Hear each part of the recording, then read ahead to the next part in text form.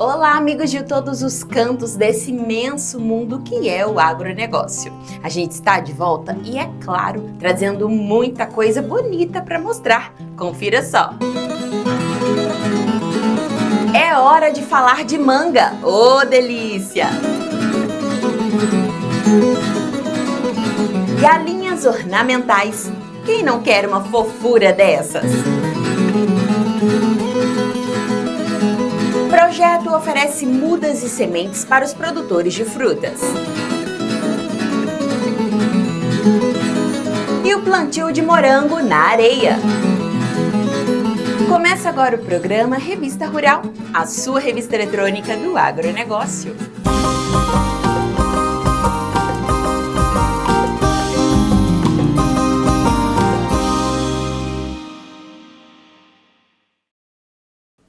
Gente, eu sempre peço aqui uma curtida, a inscrição e um comentário, né?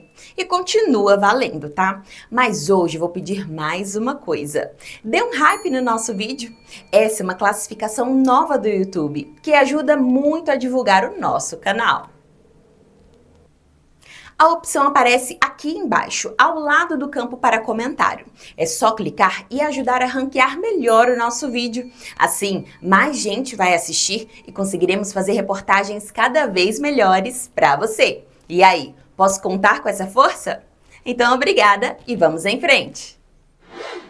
De origem asiática, a manga encontrou aqui no país um bom lugar para se desenvolver. E hoje, plenamente adaptada às nossas condições, ela é uma das frutas mais cultivadas e consumidas.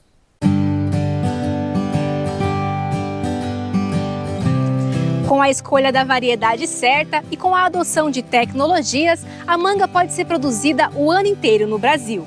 E as regiões Nordeste e Sudeste são as maiores produtoras da fruta. Na propriedade do José Lacerda, que produz laranja desde 98, o plantio de manga começou em 2002. E desde então, a cultura só vem ganhando proporção. Eu plantava laranja, né? Citros, né? Daí, devido à doença do green, daí eu comecei a plantar outras plantas, que é o abacate e manga, né? E daí, faz 3 anos que eu comecei a manga e o abacate.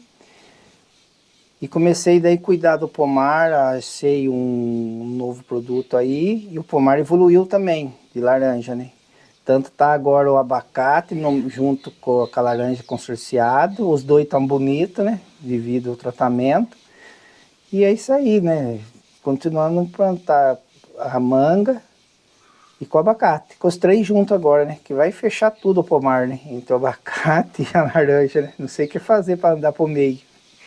Mas chegou um momento que você pensou em parar de produzir laranja, né? Sim, que não tinha como mais, né? O custo alto, né? Muito veneno, você trabalhar o dia a dia. E pensei de parar de produzir laranja mesmo. Não tinha como produzir mais, né? E qual foi o tratamento para poder combater? O problema era o green, né? É. Nós tá fazendo, começou há 14 meses, um teste que é um vasodilatador e um fito-hormônio e um raiz que a gente usa e tá evoluindo, vamos ver até onde vai, né? Tem uma porcentagem de quanto aumentou na produção? Aumentou 400% o que era a laranja, que estava muito contaminado com o green. E para quem deseja produzir a partir de hoje, por exemplo, quais seriam um investimento para poder implementar a cultura da manga? A manga é uma das mais baratas, eu acho que tem, né? Ela não precisa usar tanto veneno, né? Um foliar. E a muda vai custar, acho que hoje em torno aí, depende da região, aqui custa a faixa de R$16, né?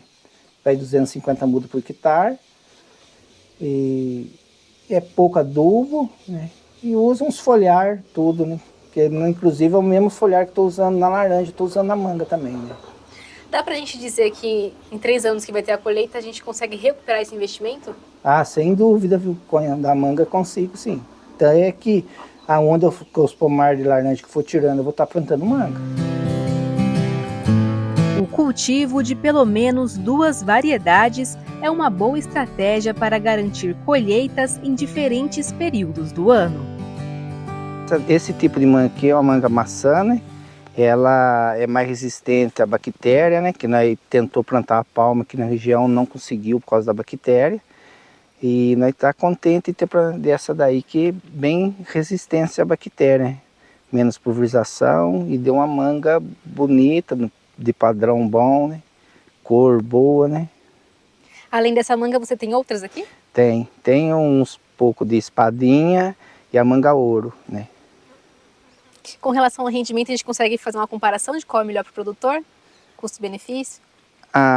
No momento, como nós iniciou, está no 2º ano de produção aqui,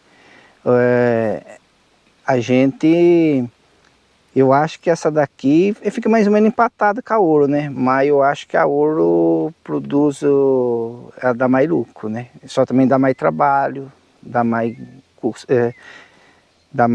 custa mais para produzir ela também. Com relação ao espaçamento, qual é o espaçamento que vocês usam aqui? Aqui eu plantei de 8x5, né? E precisa fazer podas? Essa maçã é muito tirando algum galho, só que a gente vê que não produz, né? Agora, a relação ao manga ouro tem que fazer uma poda todo ano mesmo, uma poda drástica todo ano a ouro. E qual é o período ideal para fazer a poda?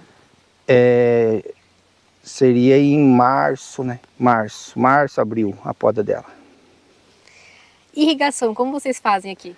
Na manga nós não usamos irrigação aqui, né? Essa aqui ela florou e choveu agora nos últimos 30 dias, porque não precisou de irrigação, né? Nós não usamos irrigação em manga aqui não. Com relação à preparação do solo, como é feita? A gente faz corrigir com calcário, né? E plantemos e depois foi uma adubação, né? E como é feita a adubação, em que período e o que você usa? Essa manga aqui, me falaram para mim que sou assim, novato, comecei a plantar, foi esse pomar o primeiro. Mas foi que na região aqui é uma adubação só que eu fiz aqui em fevereiro, essa manga. Só uma adubação em fevereiro que faz nela. A ouro daí faz duas, faz uma em fevereiro e faz outra lá para outubro. Com a expectativa de produção de 60 a 80 quilos por planta, o produtor planeja aumentar o plantio e viabilizar a exportação de mangas. Depois de todos os cuidados de manejo, chega a hora de colher. Mas como saber que está no ponto? A gente observa, os galhos já ficam a cor mais amarelada, né? Ela também pega uma cor inteira, né?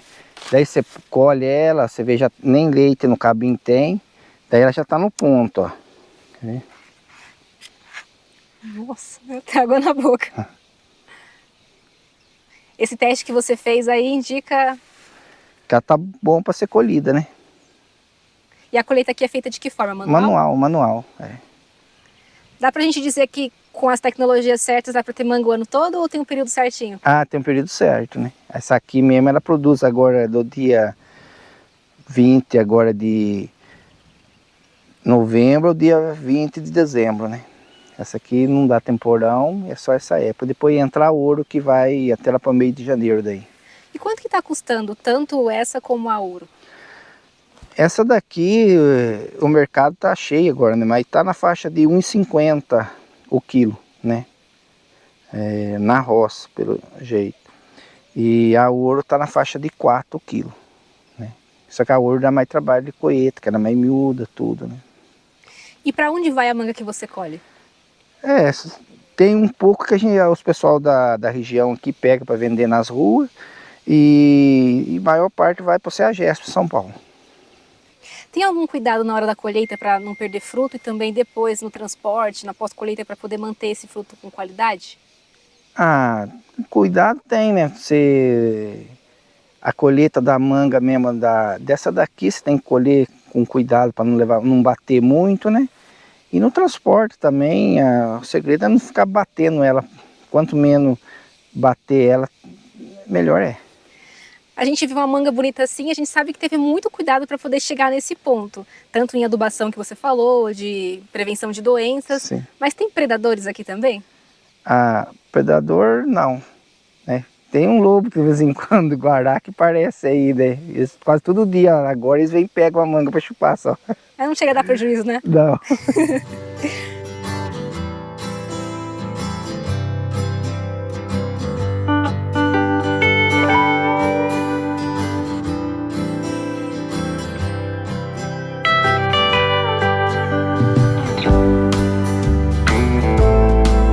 Aqui a gente encontrou uma doença nessa outra variedade de manga. É só nela que dá essa doença ou dá em outras também? Ela dá em todas as mangas, né? E na ouro, em todas as mangas. E que nem eu falei, a maçã já é mais resistente a essa doença, que esse pomar está perto da manga maçã. Mas aqui foi feito pulverização e assim mesmo pegou um pouco, que é uma bactéria que dá na manga. Aí ela vai causar o que no fruto? Vai apodrecendo, vai caindo tudo, né? Começa a apodrecer desde dentro, vai pintando, ó, vai caindo tudo no chão. Essa variedade é espadinha, né? Espadinha.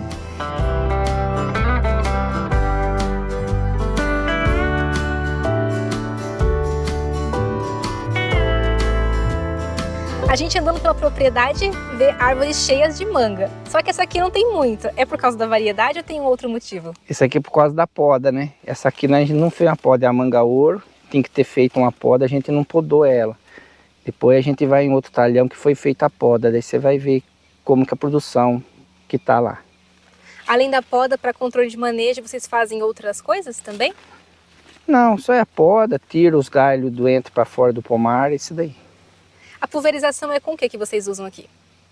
O produto? Isso. Usam um fungicida, um cobre e um peracético.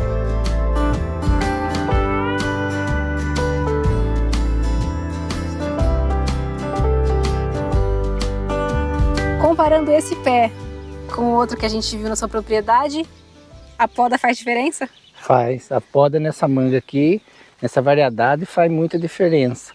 Aqui, quando acaba a colheita, lá para mês de fevereiro, março, dá uma poda drástica mesmo. Só larga os troncos dela. Todo ano é feito isso. E olha a carga disso mesmo, que teve uma seca esse ano, um sol na florada quente e uma temperatura alta. E olha a carga que está isso daí. Se não podar, ela não produz. E qual é o tipo de poda que é feito aqui? É uma poda drástica mesmo. Ela só fica os galhos mais grossos nos troncos mesmo, né? Após a colheita? Após a colheita. E além disso, também você falou que passa um produto para poder igualar a maturação? Não, sempre é depois que colhe, né? Quando está colhendo, tem umas que está chegando, então colhe e passa um etrel assim, deixa para igualar a maturação colhida, né? Para ir para o mercado, né? Depois de ver toda essa fartura de frutas aqui, ano que vem você vai podar a sua? Vou, sem dúvida. Vou podar a minha. Dessa variedade eu vou podar.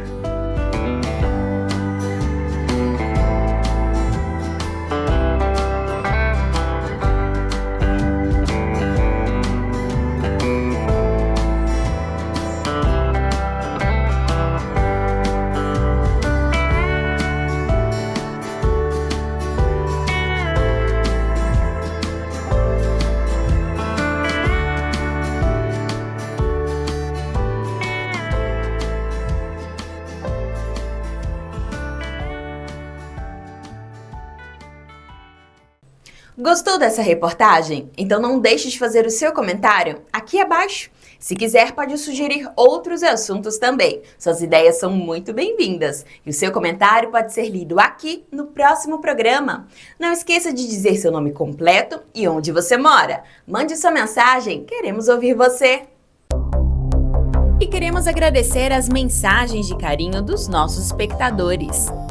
Paulo Machado, Roberto Rezende Pereira, Manuel Santos, Vitório Andrade, Sebastião Miazo, Antônio Carlos Joaquim, Flávio Henrique Rangel Correa e o Edenilson Gonçalves do canal Quem Planta Colhe. Obrigada pelo carinho.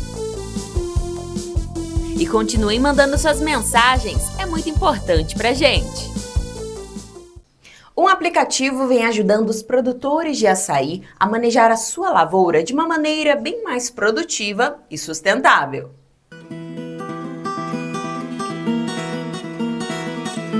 uma parceria público-privada disponibiliza ao setor produtivo do açaí o aplicativo Maneja Tec Açaí. A ferramenta pode ser baixada de forma gratuita e funciona exclusivamente em sistemas Android, mesmo sem acesso à internet. O aplicativo Maneja Tec Açaí é uma ferramenta que visa apoiar os produtores de açaí no uso de uma tecnologia da Embrapa denominada Manejo de Mínimo Impacto de Açaizais Nativos. Essa tecnologia busca promover o aumento da produção de frutos de açaí e a manutenção da biodiversidade. As principais características do aplicativo Maneja Tec Açaí levam em consideração a realidade do produtor. Ele não precisa de acesso à internet, utiliza um conjunto de etapas que são intuitivas, que permite desde o inventário da área a ser manejada até o controle e o registro da produção e da comercialização de frutos de açaí. O aplicativo também apoia nas orientações técnicas enquanto às necessidades de intervenção nas áreas, nas parcelas que serão manejadas, indicando quais são as atividades que o produtor precisa realizar dentro de cada parcela a ser trabalhada. O manejo de mínimo impacto em açaizais nativos é uma tecnologia validada pela entidade há décadas. E a novidade visa trazer benefícios para a produtividade da fruta nas comunidades. Um dos benefícios do uso do aplicativo é assegurar o produtor de açaí de um conjunto de informações que permite ele conhecer a sua área manejada, bem como também fazer o registro da sua produção, da sua comercialização.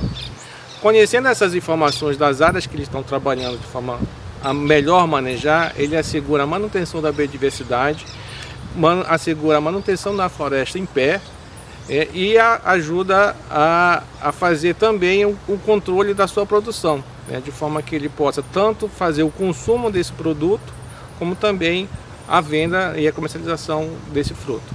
O aplicativo, por ser baseado numa tecnologia validada pela Embrapa há mais de 22 anos, permite o produtor conhecer com maior precisão as necessidades de intervenção dentro da sua área, assegurando a manutenção de espécies que são importantes para fazer a reciclagem de nutrientes, para a manutenção de espécies que são importantes para as abelhas, que são as polinizadoras do açaí. Então, um conjunto de orientações técnicas estão presentes dentro do aplicativo que auxilia o produtor no processo de tomada de decisão, assegurando a manutenção das parcelas, a produção e a geração de renda.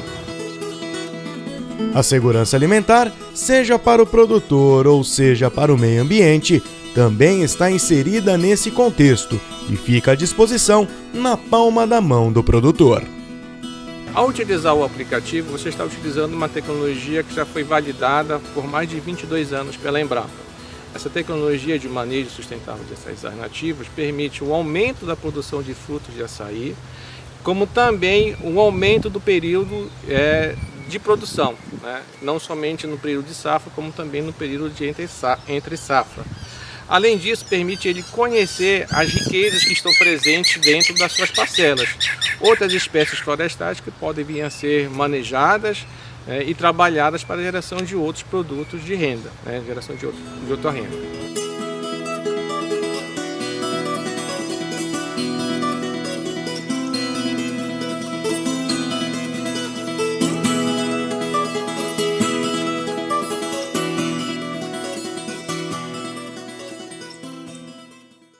O projeto Propaga SP vem garantindo aos produtores mudas de semente de excelente qualidade, impulsionando a produção agrícola no estado de São Paulo.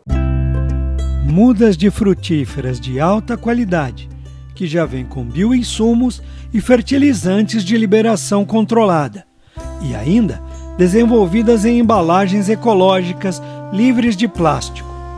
Parece coisa de ficção científica, né? Mas são, na verdade, o resultado do programa Propaga SP, desenvolvido pela CAT. O Propaga SP é o programa de produção de mudas em embalagem biodegradável, trazendo uma inovação para o estado de São Paulo. O maquinário que foi importado é único na América Latina, então vai trazer um benefício para o produtor na questão de desenvolvimento da muda no campo, crescimento, formação do stand, tudo isso trazendo renda para o produtor no campo. Outro importante programa que promove o plantio de frutas vermelhas no estado já começa a tirar proveito da nova iniciativa. E as primeiras mudas high-tech estão saindo do forno. A gente veio ver o desenvolvimento das mudas de mirtilo para fazer a liberação do primeiro lote das variedades Bilox e Emerald para os produtores rurais que têm interesse em estar entrando no cultivo dessas frutas junto com o projeto de frutas vermelhas SP. Então a gente está aqui fazendo uma avaliação dessas mudas para já fazer a liberação delas para os produtores aí do estado de São Paulo e para todo o Brasil. Essas mudas de mirtilo estão sendo produzidas dentro do programa Propaga SP, que está trazendo mudas de qualidade com inovação tecnológica para o produtor rural paulista. Essas mudas são produzidas a partir da tecnologia EcoPot, com embalagens biodegradáveis, já são inseridas com produção de bioinsumos e dentro delas já contém fertilizantes de liberação controlada. Então, para essa produção, para essa muda que o produtor está levando para o campo, a precocidade na produção, a qualidade e o volume de produção que ele vai ter é muito superior às mudas encontradas hoje no mercado.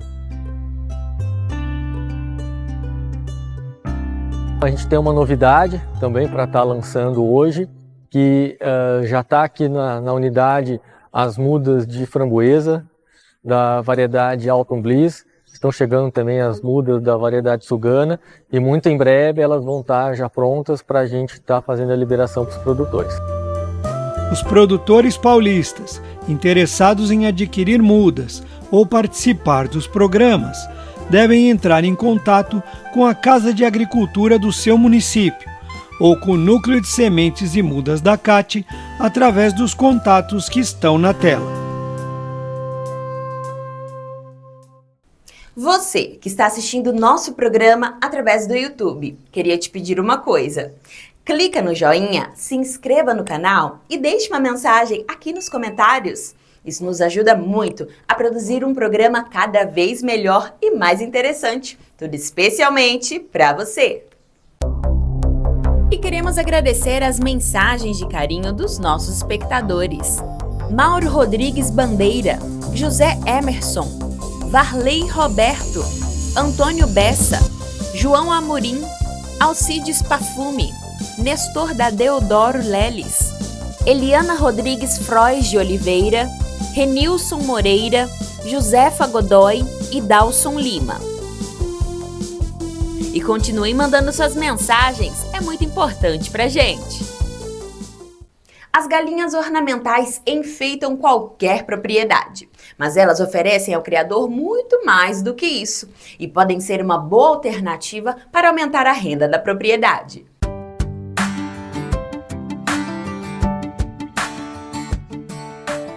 Cheias de charme, as galinhas ornamentais facilmente chamam a atenção com suas características bem definidas. Mas na hora de criá-las é fundamental saber os cuidados necessários, além de definir a finalidade, seja comercial ou pet. E para isso, visitamos um criatório experiente no assunto. Quantas galinhas vocês têm aqui atualmente? Nossa, a gente tem em torno de 60 fêmeas, dentre todas as raças, e aproximadamente 15 a 16 machos, né? A gente fala esse aproximadamente porque a gente tem as fêmeas que estão em produção, temos fêmeas que têm animais que ainda não foram sexados porque demoram, né? Então é essa média, entre 80 a 90 aves no total, adultos. Para quem deseja ter uma produção rentável, quais são as dicas que você daria? Bom, com ornamentais? Isso. Tá. Depende. Essa produção vai ser com carne, vai ser com ovo, vai ser com pet, né? Então hoje, por exemplo, eu tenho uma criação para gerar mais genética, né? Então a minha criação, ela é em relação à produção de filhotes, né? Então a gente trabalha com a reprodução para poder vender esses filhotes para pet. Então isso é um mercado. A gente pode, através das ornamentais, selecionar as galinhas ornamentais com aptidão para ovos, que existem galinhas que, além de ser muito bonitas, botam muito bem. Então a gente chama de dupla aptidão. E a gente tem a Brahma, por exemplo, que é uma galinha grande, bota muito bem e tem carne, né? Então a gente consegue escolher a melhor raça ornamental para produção de carne, para produção de ovo, ou simplesmente uma galinha como a sedosa, que serve para pet, para a gente poder produzir filhotes, né? Então, dentro dessa questão de tornar uma criação rentável, seria primeiro escolher qual nicho você quer trabalhar, entender do assunto primeiramente, né? Não tem como a gente começar uma criação sem entender do assunto, ter profissionais para poder ajudar, né, no que precisar, e organizar. Ser bem organizado em relação à raça, ser criterioso e ser chato nessa questão de seleção, né? Porque a gente tem no Brasil, infelizmente, a questão da galinha caipira. Solta tudo no quintal e o que nascer, saiu, o que sair, saiu. E aqui é um pouquinho diferente. Aqui a gente tem criações separadas por raça e por cor. Então eu garanto que o ovo galado da galinha branca, o pintinho vai ser branco, né? E ele vai ser daquela raça específica. Então, ser criterioso, ser chato nessa questão da seleção, eu acho que é um ponto bacana. Você conseguiria dizer, assim, de acordo com cada nicho, qual seria mais ideal? Sim, sim. Pet, sedosa sem dúvida. A sedosa ela é líder de mercado no pet, porque ela é fofinha, dá para dar banho, dá para passar secador, colocar roupinha, lacinho. Então, a sedosa para pet. Se a gente for falar de postura, a gente tem a Brahma, que ela é bem bacana também, bota super bem. A polonesa é uma galinha que bota bem e ela tem uma característica legal que não choca. Então dificilmente a polonesa entra no choco, que é um ponto positivo para quem quer produzir ovos. É ruim ter uma galinha que bota e toda hora fica choca, né? Então a polonesa seria bacana para produção de ovos, a Brahma seria para produção de ovos também. Para produção de carne, a gente tem a Brahma, tem a Orpington, que é uma galinha muito grande. Porém, todas essas galinhas ornamentais, elas não são tão precoces, né? Então elas precisam de um tempo maior para poder chegar nesse peso máximo, o que às vezes acaba não sendo rentável para o produtor, tem que esperar tanto tempo, né? Então eu acho que quando você junta, não, eu tenho uma criação ornamental, mas eu vou abater essas aves quando adultas, para descarte, por exemplo, ok, mas não, eu vou criar essas aves somente para carne. Aí eu indicaria outras raças de produção, porque elas são mais precoces, né? Questão de ovos não, ovos elas botam super bem, mas esse quesito carne, aí eu indicaria que fosse uma raça de produção mesmo, que fosse mais precoce, né?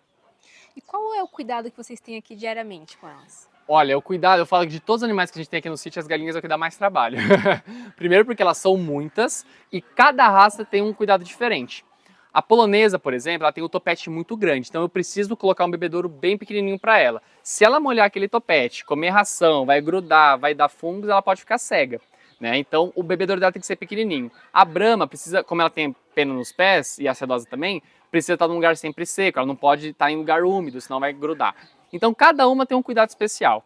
Mas no geral, bem cedinho a gente passa o trato da manhã, colhe os ovos que tem ali, né?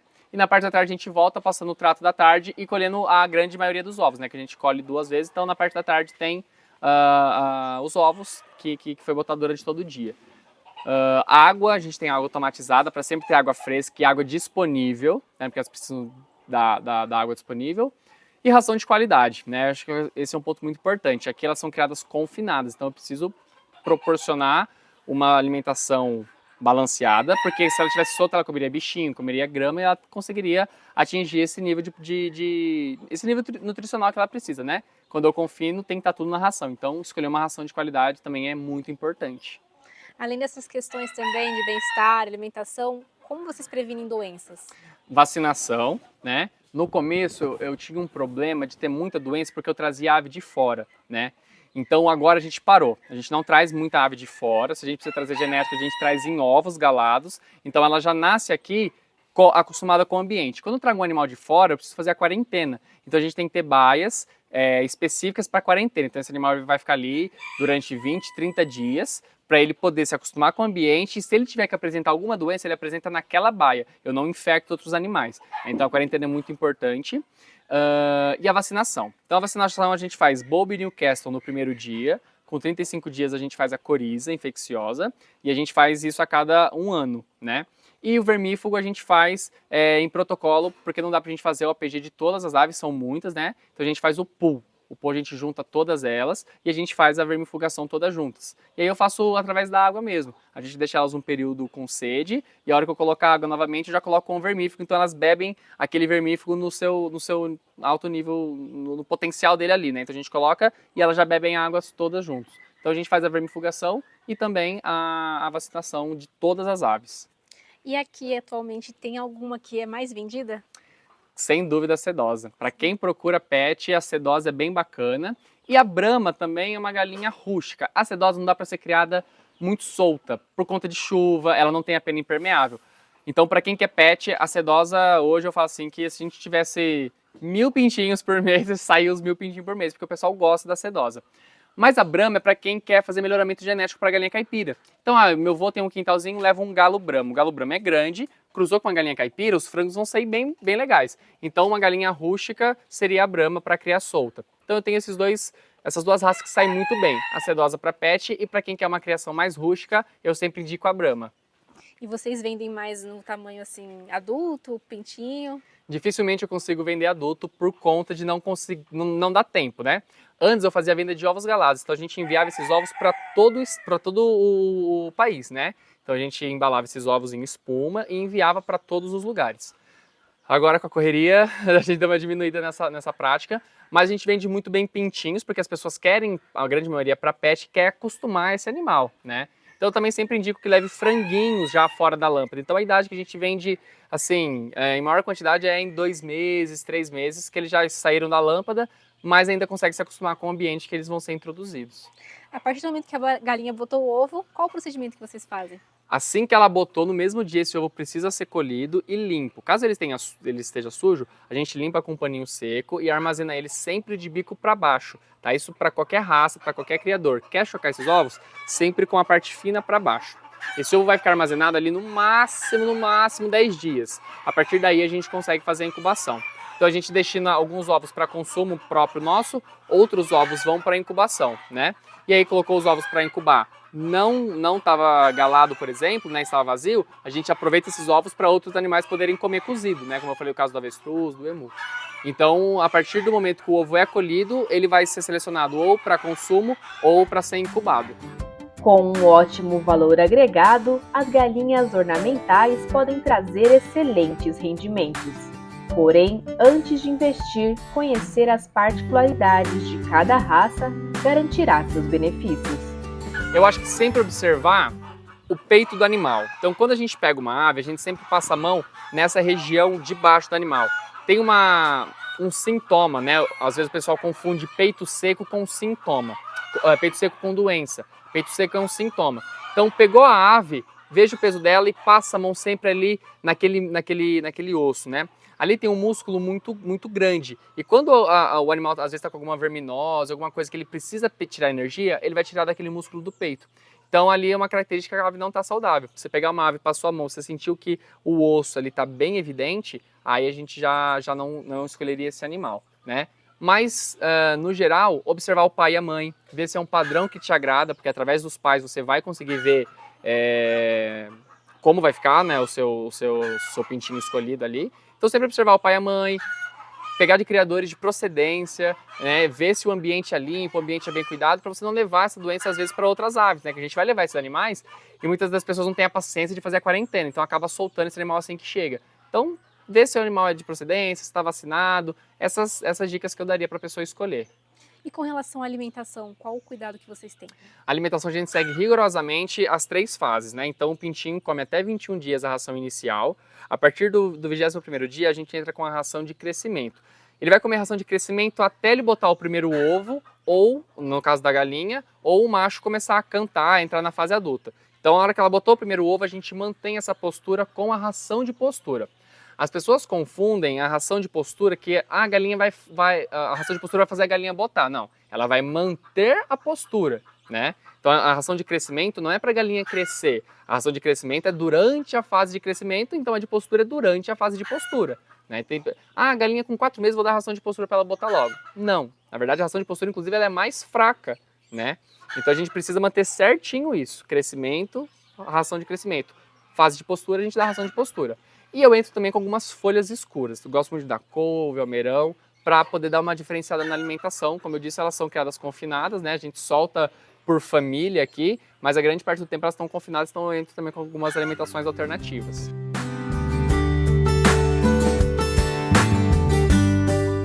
Vinícius, aqui com essas características que essa galinha tem que tomar algum cuidado para não comprar galinha por lebre? Sim, tem. Eu até falei para você desse trocadilho, porque quando essa galinha chegou no Brasil, eles falavam que era uma galinha que foi cruzada com um coelho. Justamente porque ela tem essa pluma fininha, que parece realmente um pelo, né? A gente até brinca que é a galinha de pelo, mas na verdade é uma galinha que tem essas plumas fininhas, né? E até essa questão de não comprar a galinha por lebre, porque existem sedosas, num padrão bacana, e existem mestiças a sedosas. Por ser uma raça ornamental muito difícil de ser encontrada no padrão puro, muitas vezes a pessoa compra a galinha por lebre, compra uma galinha mestiça sedosa com as características... tem a peninha de pena sedosa, e não é bem assim que funciona, né? Existe hoje o Standard Britânico das Galinhas Ornamentais, que é um livro onde tem todas as raças e todas as características que ela tem que seguir para ser considerada uma raça pura, né? Então, aqui a gente cria separado raça, cor, tudo certinho para a gente poder chegar nesse padrão que é a raça pura. E qual seria o padrão? O padrão dessa galinha, ela precisa ter o formato de um coração. Então, quando a gente olha ela nessa posição, a cabeça e o rabo eles precisam estar levantadinhos para a gente parecer um coraçãozinho mesmo. Ela precisa ter a pele preta, né? Então a gente olha aqui, ela tem a pele bem escura, ela tem que ter esse brinquinho azul, né? E o ponto mais importante, 5 dedos. Enquanto uma galinha normal tem 4 dedos, ela tem que ter 5 dedos. Então esse aqui na lateral as galinhas normais não têm, né? E aquele negócio, ser uma galinha harmoniosa, bastante pena nos pés, o topete tem que ser bem grande, a barba que a gente chama, né, essas penas aqui embaixo do bico a gente chama de barba, então ela tem que ser barbuda, cabeluda, bastante pena no pé, para ela poder ser uma sedosa de fato. Essa aqui já é a polonesa, né? Exatamente, aqui é a galinha polonesa, que não veio da Polônia, é uma galinha holandesa, e que ela tem como charme aí, né, a sua principal característica, esse topetão, né, essa coisinha linda que ela tem aqui na cabecinha. Comparando a fêmea com o macho, qual a diferença? Legal. As polonesas fêmeas dos machos, a gente observa muito pelo topete. As fêmeas ela tem um topete mais arredondado, que a gente chama mais chanelzinho, né, tem aquele chanelzinho bem definido. Os machos, eles já têm um cabelo mais arrepiado, então as penas são mais compridas e não são tão cheias. Então, quando adultos, a gente consegue observar facilmente o macho, que tem aquele cabelo todo bagunçado, e a fêmea já tem o topetinho mais para trás. Mas quando filhotes, é uma raça bem difícil de sexar, porque todos começam com um topetinho arredondado. E com relação à coloração, tem várias? Existem várias, tá? A polonesa, a gente tem mais de 18 cores, tá? E aí, pra gente poder criar esse animal de raça pura, a gente tem que ter o padrão racial e o padrão de cor. No caso aqui, a gente está com uma polonesa camurça laceada.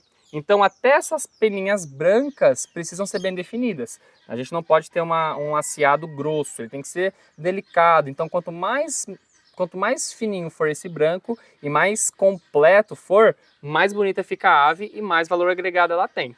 Uma outra característica que a gente tem que observar nas polonesas é a pele ardósia, essa cor ardosa que ela tem aqui nos pés, tá? Então não pode ter perna clara, perna amarela, só numa cor barrada, que é a cor carijó, que ela tem a perna clara, mas é questão genética, tá? Mas as outras cores têm que ter essa pele ardósia e ela vem também de brinde o brinquinho azul, de novo, também como a sedosa, tá? Uma característica legal é que a polonesa, ela tem no crânio dela a gente chama de topete de osso. O crânio dela tem uma bola de osso que vai deixar esse topetão cada vez maior. Então também quando nasce o filhote, a gente tem que observar se ele nasceu com um topete de osso. Entre as galinhas, a raça Brahma, originária da Índia, se destaca como uma das maiores. Esse aqui ainda é um frango de 4 meses, tá? Então ele tem características que vão ficar mais evidentes. Mas a principal delas é robusto e apenas nos pés, tá? Até a quantidade de penas é importante, né? Então a gente precisa que ela tenha, a partir do segundo dedo em diante, uma pena que abra para fora, né? Então ela precisa fazer esse leque para fora do terceiro dedo em diante, né? E tem que ser uma ave robusta, tem que ser grande. Esse galo, na fase adulta, ele pode chegar a 6, 7, 8 quilos, né? Enquanto a fêmea é de 5 a 6 quilos. Então, é uma ave de tripla aptidão, né? Mas é uma ave rústica, muito bonita, e a principal característica dela é uma ave robusta e tem que ter essas penas nos pés. Assim como a sedosa, às vezes o pessoal olha uma galinha e viu que tem as penas nos pés, é brama. Não é bem assim, a gente precisa ter um conjunto e principalmente da crista. A crista dele precisa ser essa crista que se chama ervilha ou crista tríplice. Essa crista não é só da brama, né? Mas ela tem que ser menorzinha. Quanto menor for, é o padrão mais procurado, é a crista pequenininha, delicadinha, a ave robusta e as penas dos pés. E com relação às cores, vai ser sempre assim colorida? Não, a gente tem várias cores, inclusive existe toda branca, toda preta. Essa aqui se chama perdiz, né? Que é uma das cores que eu acho mais bonita, mas a gente tem também mais de 25 cores da brama. Vinícius, o Semane, quais são as características? Bom, então aqui a gente tem uma galinha hipermelaninada, né? No caso aqui um galo hipermelaninado, então ele tem excesso de melanina. Então a característica principal dele é ser preto, o mais preto possível. Tá? E isso não se limita somente à parte externa, tá? A semane ela tem carne preta, ossos pretos, vísceras pretas, órgãos internos todos pretos, tá? Então é uma galinha que a gente olha, ele tem as características de uma galinha caipira normal, ele não tem pena no pé, não tem nada demais, mas ele precisa ser todo preto. E quanto mais preto for, mais valor de mercado ele tem. Então aqui, por exemplo, embaixo da barbela, ele tem umas faixas mais avermelhadas. Isso já não é tão interessante, né? Então ele tem que ser o mais preto possível. Aqui na boca dele, por exemplo, eu sempre gosto de mostrar, também é tudo preto. Vamos ver se ele para um pouquinho aqui. Ó, então a gente vê que tudo dentro dele é preto, né? Às vezes o animal ele é todo preto e a hora que a gente olha a sola do pé, ele é claro. No caso dele também tem que ser tudo escuro. Então, assim, quem seleciona essa raça é bem criterioso. Olha a sola entre os dedos, embaixo da barbela, porque a única característica que ele tem que ter é não ter nada de outra cor, a não ser o preto mesmo. E a galinha? A galinha, mesma coisa. Só os ovos, né? Só os ovos, que aí a gente tinha aí um mito de que os ovos também eram pretos e essa galinha chegou no Brasil valendo 20 mil reais. Porque eles falavam que os ovos também eram pretos e isso é uma fake news muito grande que tem dentro da avicultura ornamental.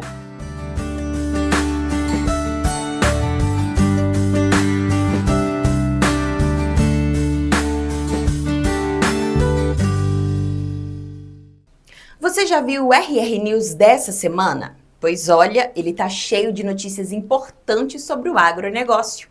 O RR News é o novo jornal da Revista Rural, que traz tudo o que rolou durante a semana. E o que é melhor, com a qualidade que você já conhece. É só clicar no link que está no final do programa. Vale a pena!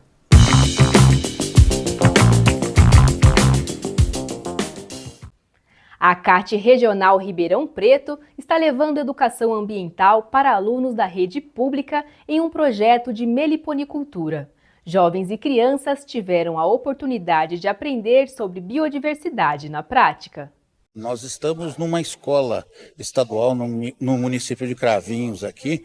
É uma escola que entrou em contato com a gente eles queriam montar um projeto de meliponicultura aqui. Eu vim apresentar o que era a meliponicultura para os alunos aqui na escola. Nós temos uma meliponicultura na nossa regional. Nós levamos os alunos lá, eles entraram em contato in loco com as abelhas e a partir daí nós começamos a fazer essa formação das colmeias aqui. Inicialmente nós colocamos 3 espécies aqui. São espécies mais tranquilas de você manejar. São mais resistentes, que é a mirim, a jataí e a marmelada. Esse projeto foi elaborado junto com os alunos do 3º ano e o intuito é fazer educação ambiental com os alunos da escola, mostrar a importância da polinização dessas abelhas para a nossa vivência, dos alimentos, né? Além disso, a gente vai fazer o aumento do meliponário, construindo iscas na escola, em locais próximos daqui, e nós também vamos trabalhar com própolis, estudar para que ele serve, tirá-lo das colmeias e produzi-lo para o uso dos alunos. que mais me chamou a atenção é que os alimentos, eles precisam muito da polinização. E eu não tinha essa noção de quanto era importante uma abelha, um inseto polinizador, também tem os morcegos que também são polinizadores, e o quanto é essa importância para os alimentos, para a gente ter os alimentos de hoje, porque tem alimentos que eles são 100% precisando da polinização. O que mais chamou a minha atenção foi a técnica e estratégia das abelhas, de como elas preservam o ambiente delas também, a funcionalidade do que elas produzem como própolis, que é muito importante, e tem dentro a resina, né, que protege o ambiente delas, sem contar que elas também são muito colaborativas umas com as outras. Nós vimos que a demanda dos nossos estudantes estava muito voltada à terra. Iniciou a horta, uma horta tradicional. Essa horta deu um passo a mais, ela foi para a aquaponia. Também foi um ensaio que nós tivemos em pequenas caixas d'água, criamos peixes e hortaliças. Esse projeto cresceu, que nós temos até hoje a instalação, e desse projeto eles migraram para a pesquisa. Pesquisa primeiro com os insetos que atacavam as hortaliças, com as joaninhas e mais tarde com as abelhas. E as abelhas caíram na simpatia das crianças. Aqui a gente tem um projeto de aquaponia desde o ano de 2018, né? É um sistema de recirculação de água, onde nós temos 2 tanques.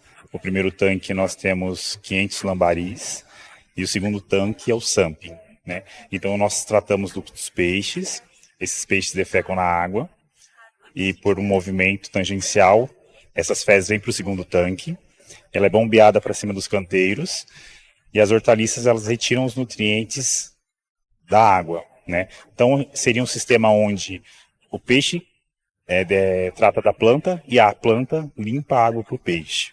Os alunos passam bimestres aqui estudando e o que é produzido é direcionado para a cozinha da escola.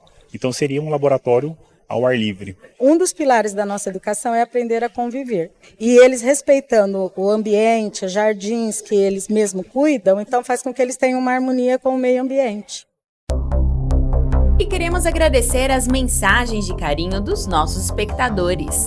Genildo Rodrigues, Antônio Luciano da Silva, Marciano Ataíde da Costa, Ricardo França, Jarbas Correia da Silva, Veder Marra, Rudilir Becker, Sidclei dos Santos, Francisco Monteiro, Éder Júnior Fiamengue e Luiz Raimundo Soares. E continuem mandando suas mensagens, é muito importante pra gente. Técnica ainda pouco conhecida e difundida no país, o plantio de morango na areia é uma boa maneira de potencializar a produção.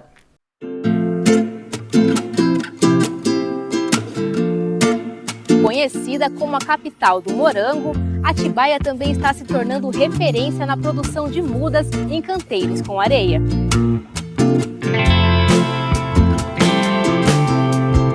Em Atibaia, um grande gargalo na produção de morango, né? Acho que não só em Atibaia, né? Acho que no Brasil todo, é a questão da muda de morango, né? Então a gente tem problema desde variedades que não são adaptadas ao nosso clima, né? Que a gente importa as variedades, né, de outros países, como Espanha, Estados Unidos, né? Aquela Universidade de Califórnia é uma grande produtora de morango, que a maioria das variedades vem de lá. Só que é desenvolvida não é desenvolvida para o Brasil, né? É para outros países e a gente traz para cá. E a questão também, né, que eu acho que além disso, né, que é o principal, é a questão da sanidade da muda, né? Hoje a gente tem bastante produtor de muda de morango e tal. Nem sempre, né, eles tomam os cuidados, né, que tem que tomar e às vezes as mudas saem com baixa qualidade, né? Então a gente, com esse problema, né, da cadeia, a gente resolveu, né, isso há vários anos atrás, né, em 2010, né, que foi o primeiro ano de produção aqui, fazer um sistema um pouco diferente, né, adaptando, né, um modelo de produção para a gente conseguir produzir com qualidade e sanidade, né, as mudas, né.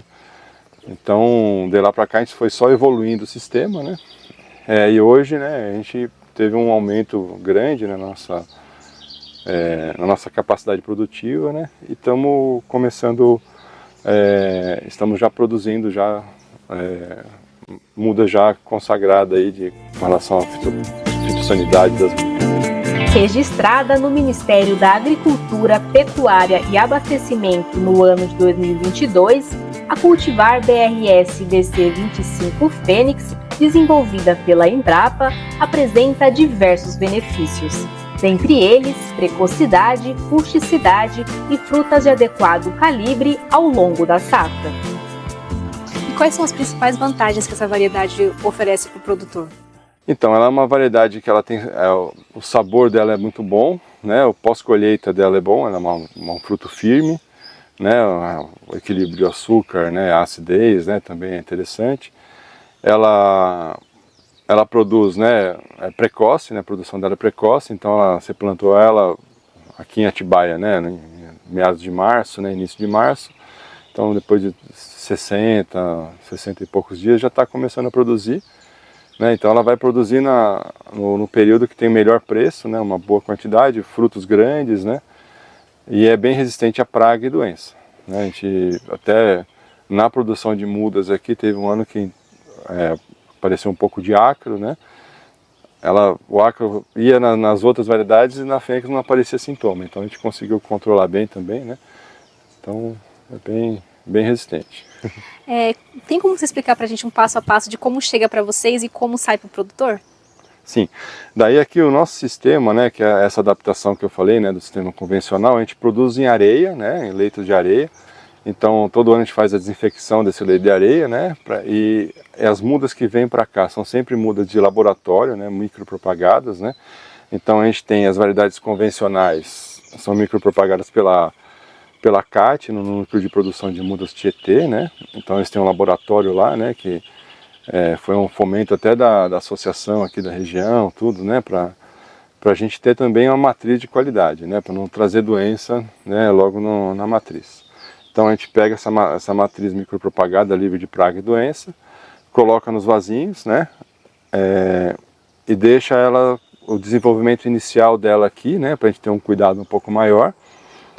Ela precisa de um pouco mais de água e tudo, né, nesse início, né, então a gente produz aqui nessa estufinha aqui. Daí, a hora que ela começa a soltar estolão, né, que a multiplicação do morango, né, ele solta essa estrutura, né, que se chama estolão, aí ela começa a soltar os brotinhos, cada nó do estolão é uma muda que vai sair, né, então aqui já tem 3 estolões soltados, né. Então já tem 3 potenciais mudinhas aqui, daí ela vai soltando. Então a gente consegue produzir em torno de umas 200 mudas, mais ou menos, a 300 por matriz, né? Nesse sistema, né? Então, e daqui vai para areia, né? E como o produtor faz para poder ter essa mudinha para adquirir ela e quantos eles recebem mais ou menos? Quantos vasos? Olha, a gente tem em torno de uns 50 produtores, né, no nosso programa, né? Esse ano teve um aumento significativo, né? Praticamente dobrou o número de produtores procurando o nosso sistema. E a gente entrega as mudas, a pessoa tem que se inscrever, né? Agora, semana passada a gente publicou um edital de chamamento público, né? Para abrir inscrições, né? Para o nosso programa. Então o produtor tem que se inscrever. Daí a gente fornece, além das mudas, né? A gente fornece serviço da patrulha agrícola, né, que é o preparo do solo, né, para o plantio. A gente fornece calcário, análise de solo, a assistência técnica e as mudas, né.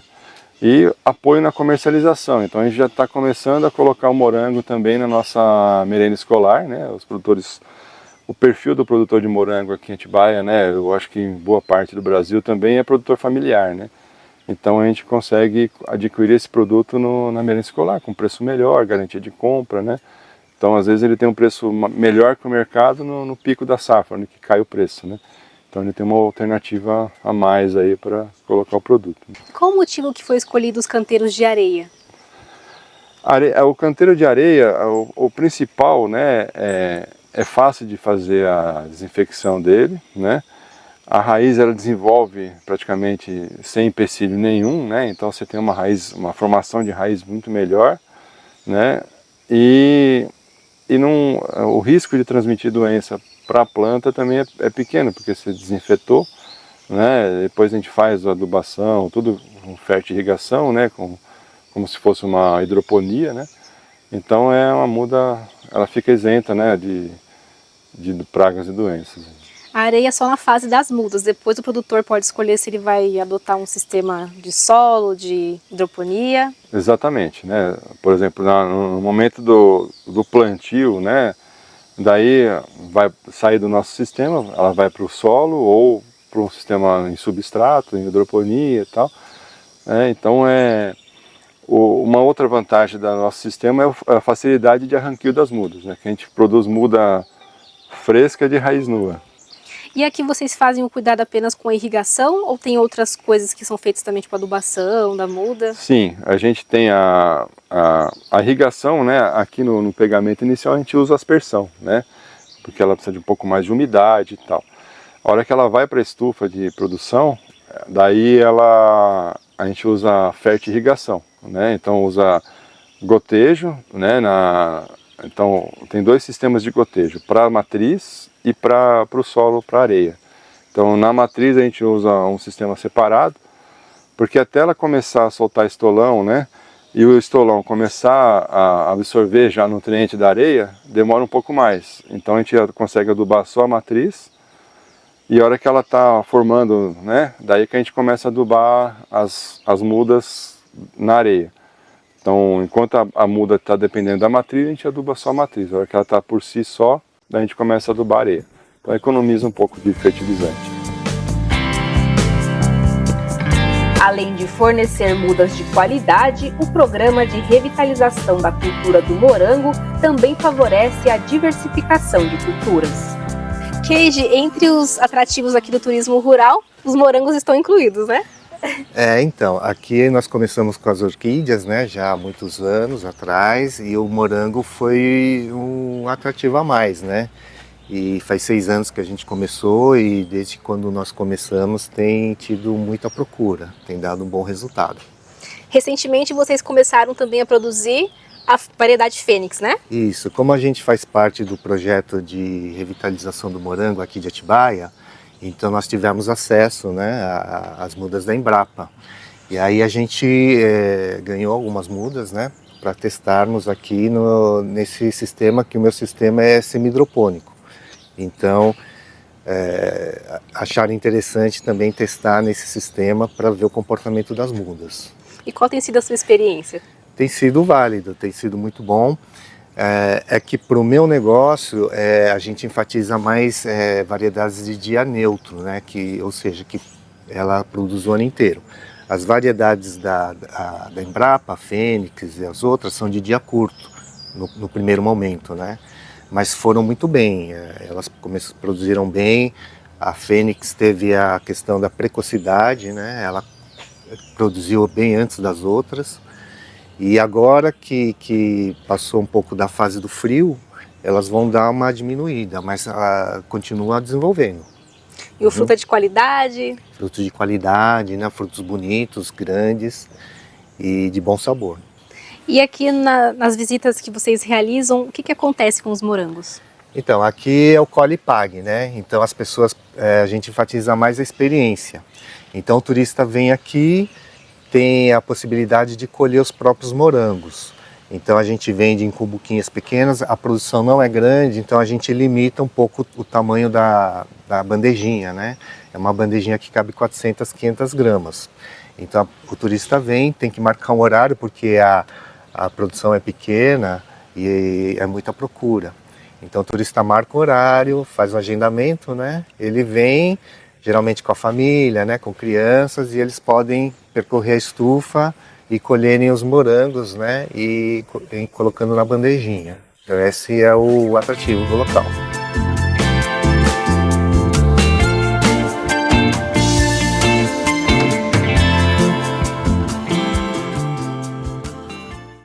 O programa Revista Rural está terminando. Não esqueça de se inscrever no canal e clicar no sininho para ficar por dentro de tudo. Uma semana repleta de bênçãos para você e até a próxima!